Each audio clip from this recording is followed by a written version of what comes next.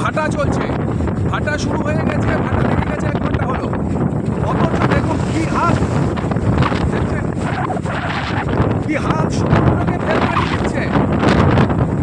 এটা পাখিরালয়, যারা পাখিরালয়তে আসেন, পাখিরালয় যারা আপনারা থাকেন পাখিরালয়তে, সুন্দরবন বেড়াতে আসলে যে পাখিরালয় ঘাট, সবচেয়ে মেন ঘাট পাখিরালয়, সেই মেন ঘাটের এই অবস্থা। উপর দিয়ে বলছে জল, এতক্ষণ জল উপরে ছিল, এখন একটু নেমেছে, একটু নেমেছে। এ দেখুন কি হাল। কোনোদিন আমরা ইয়াস ছাড়া, ইয়াসের সময় আমফান আর ইয়াসের সময় ছাড়া আমরা এইভাবে দেখিনি জল। আজ সেই ভয়ঙ্কর অবস্থা দেখুন।